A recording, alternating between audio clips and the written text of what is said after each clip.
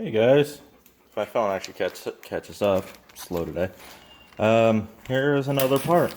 So today, I don't have the buttons here to finish that or the meters in yet, but I can do that after the fact. That's fine. I'll just have all the wire there. Today's a big day because this box is being mounted on the control cabinet. Yes, it's exciting. So I think, yes, I'll leave a little bit hanging off the back, but that may be fine, so I can actually have some space on the back, so it'll force space on the back side for like air ventilation or whatever. Excuse you, Tessa. If you heard that, that was my dog. So these two, I was gonna get double pull, double throw buttons, but I couldn't get them in, and the seller hasn't responded to me yet. So I just took some single pull, double throw and put them in there, and bought more relays. Yay! Because I'm already at like 34, 36 in there, and now it's going to be 38 or 40. So, yeah. And then I bought these guys. So, if I can just get it open, that would be nice. Oh, this is a tough bag. There we go. These. I think they are, if I can focus, there we go. 2.5 millimeter spade connectors. Set a button up here. Let's get you right there. See. The perfect size. Refocus on that. See, perfect size. So, bought 200 of them. Should be plenty. Should only need actually like 100 or so. So I bought extra. So yeah, and then I got that. Turn on autofocus again. Because I always take it off and I try to get a close-up because autofocus sucks. And then, I don't know what I did with them. As you can tell, there's a lot of stuff in here. There's these sticky pads to mount everything. I bought like 40 of them. Then I got these, some cable glands to go from in there to in the control cabinet. And I can just use this step bit. And you can see, it'll fit. So, I just won't go all the way down, but yeah. I wanted to confirm that it was the right size. So yeah, got that, more relays, the connectors, and all the mounting pads and everything. So, and the grommets, or cable grommets, not glands, they're grommets. So yeah, let's take this down there. I'll probably just set everything inside the box so it's easier to carry. I'll take the drill, take the self-tapping screws, and take all those, plus I'll take a couple bags of zip ties. I had a couple 100 bags of zip ties. And then I've got a Sharpie down there so I can start labeling everything. So without further ado, let's go and head down to the container, down to my shop, and go ahead and get this thing put on and start doing some stuff. Get this thing actually ready to go. Alright guys, I got the box mounted on there, and my goodness, I thought I chose this cabinet right because it fits perfectly. Like I have that flush up against there where the cabinet is. There is a 1 millimeter, or sorry, yeah, I think it's actually, yeah, 1 millimeter difference on each side. This side is 1 millimeter farther over, but I just left it as that. On the back side, just a slight gap there, which actually makes the hinges a little bit easier, because that bottom part of the plate kind of accounts for that. But yeah, perfectly fits on there. That's what it's gonna look like. So it's gonna be fun. And then on the inside, the way I set this up, with the reason hinges on the front side, so when you open it up, it lays open. You can see I already got a bunch of sticky zip tie holders in there, because this is the rough idea how I want to run all my power. So you have two different lines coming into the box here and there, and then you have all the lines coming across for all these buttons, so they'll just come there, there, there, for all these buttons, and for these, I'll just go ahead and crimp them and leave them hanging, just so they're ready. And then it comes over, and then you'll come up, and one end will come over to there, and over to there, then you go over again, come over, and there's 5 right here, because you'll come up to this switch, and that key switch, over to this switch, then over, and then into this switch and that toggle switch, and then you come over again to the amp meter. And so now that I'm thinking about it, I'm probably, because how much bigger the voltmeters are, I'm actually going to change this. I wanted those there, but the voltmeter is going to take up so much space right there that I'm going to shift these over here. I'll just have to come over like down right here over to there, and then just from there over. So just have to add 2 there. Take those outside room for the voltmeters, because I think they're going to take up that entire space if they hopefully fit in there, which they should. They should. So, and like literally worst case scenario is I literally have to put voltmeters over here, and we can leave this for more buttons and whatever. This project is designed to be completely universal, and I can add things to it up to the capacity of this box, which is also why I have this big old box, because I could throw a bunch more relays in here. I could have this all lined with relays, and I have a double stacked layer of relays. So the potentialities of this is just limitless. Who knows, maybe the final product will have well over 100 or 200 relays in it. Because right now, like I said, we're probably up to anywhere from 38 to 40 relays. Because these 2 are probably going to go right here. And you got all of those. And then you've got all of these. So the reversing relay for the Variac has been fixed. Just had to make it a DC reversing, because before I just switched the direction of it, or switched sides, which one was switched between 2 wires being hot, because normally you change the hots for a reversing AC synchronous motor. You lag the current or you lag the voltage. So you can lag the current behind the voltage and it'll go one direction, or you can lag the voltage behind the current and it'll go another direction. Or it's when they're balanced, they're one direction, or when the current is lagged, it's another direction. Something like that. But that's that. And then you got that one with the amount of wires you got. All the spools of wire there that I'm going to use. That orange is getting a little low, but oh well, we'll make it work. And then you got a little bit of ground left. So it's going to be one ground line coming into here, and then I'll put a terminal block just down there or something, or on that piece of metal, or just down there somewhere, so all the ground's going there and you only have one ground coming out, saving a bunch of time, because all these lights on here need grounds. So yeah, to make this a little bit shorter, I'm just going to call this a video. Basically just a quick update and getting the box on the control cabinet.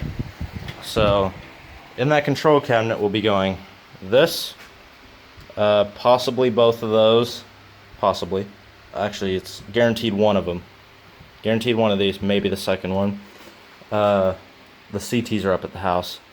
One CT, the other CT will be going in the Variac stack, and I'll tell you why in another video when we actually build the Variac stack. This contactor will be going in there, and that control board will be going in there as well. So for now, I'm just going to put 50 amp plugs on there, like 50 amp twist locks for power, because to get all the stage line connectors, I'd be spending $600, possibly $700 on that, which I don't really want to spend the money on that. I have the money to spend it, but I don't want to. I'm well over double my budget. My budget was $500, and I think I'm actually more like triple over that. The new budget for this, if you count in the old one, this project's probably up to about $2,500 for this entire project. So yeah, but anyways, that's this.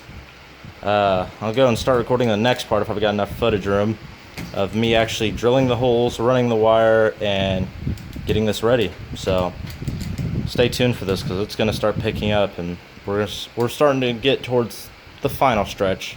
But yeah, thank you guys for watching, and I'll see you in the next video. Hey guys, just finished filming the first part, or the part right before this one, because I've been out here in my container working on it for probably about an hour and a half now. It's 6:26 now, so possibly 2 hours. Got a bit of a mess going here, but oh well, not much though. More zip ties, bunch of labels I've gone through. Brought more stuff down because I needed a new button, because this button exploded on me. When I was trying to pull the wire out, the entire back came off, and the spring in there just shot it everywhere. And so I didn't know this, but these are actually slightly modular. Focus on that. There we go. Yep, that's the contact. These are actually slightly modular, so you can actually add contacts or remove them. I didn't know that before. If I did, I probably would have rebuilt one instead of doing these relays. But I've been out here for a while, and this is what I've gotten so far. I think it looks alright. Got some holes there for the cable glands, or cable grommets, not glands.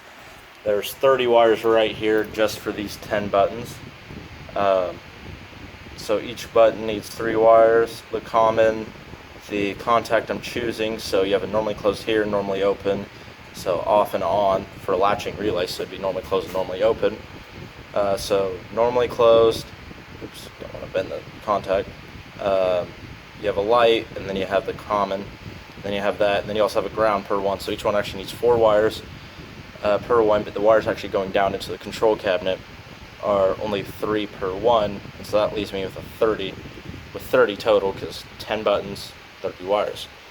And so I still have all these to do, those 4, these 5 when they come in, those 2, so let's see, that's 9, yeah, I don't know why I'm just like can't even count right now, because I just counted all in my head just instantly, but anyways, it's really hot out here, that's probably why. That's 9, 10, 11, 12, 13, 14.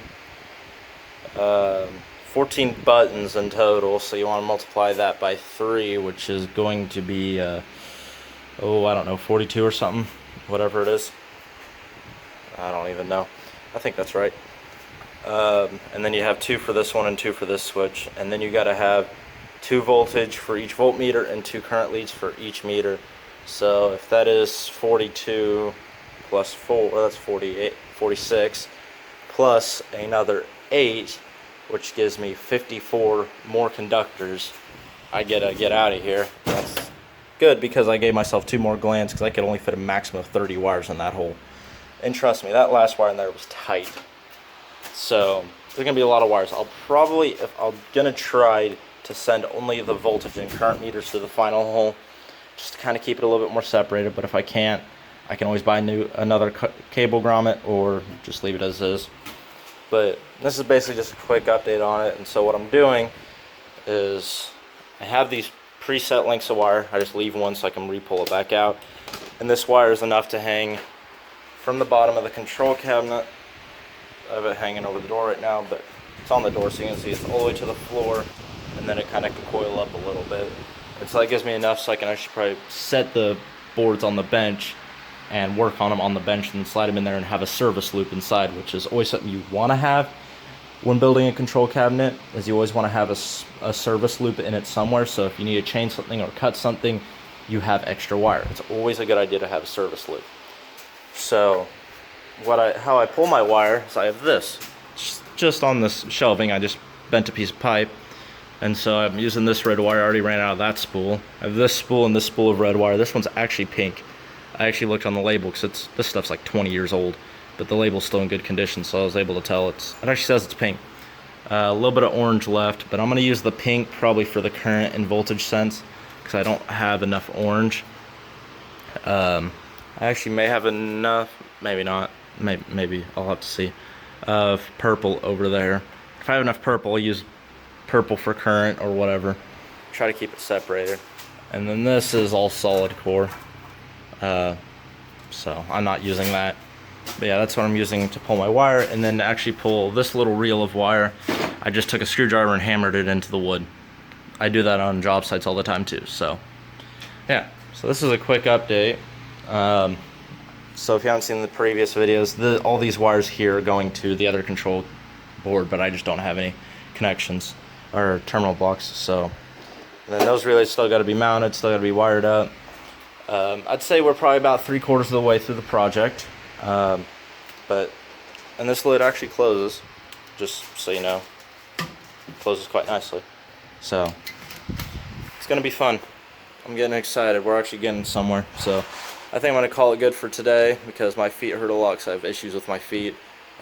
Collapsed left arch, right arch is fine, so causes a lot of imbalance issues. It messes up joints, but so I'm going to call it a day for now.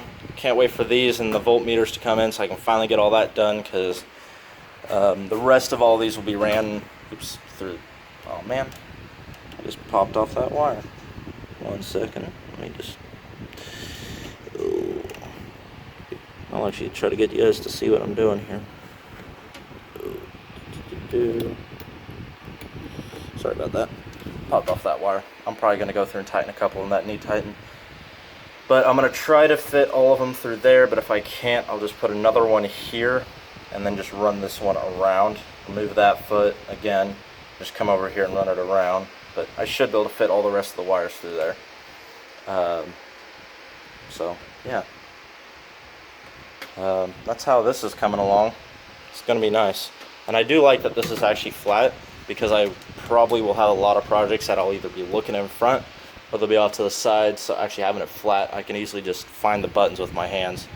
If it's on an angle, you can do that too, but when it's flat, I think it's just a little bit easier. So, because I have basically all this memorized just by feel, so if I just don't even look at it, I can tell you these are the variac down buttons over here. This is going to be the stop button, or the hold button for cranking it around, and this is also going to, this is the hold button, this is the stop holding button. But yeah, I can literally just tell you about anywhere on this placement. But that's enough mad ramblings for me for today. I'm going to call it good and drag up my phone, cup of water and other things, and come back down here tomorrow and continue working on it. Tomorrow I should be able to hopefully finish it up for what I can. These I may just hang a wire and just keep it ready. So, yep. Keep staying tuned to the project, and I'll see you guys next time.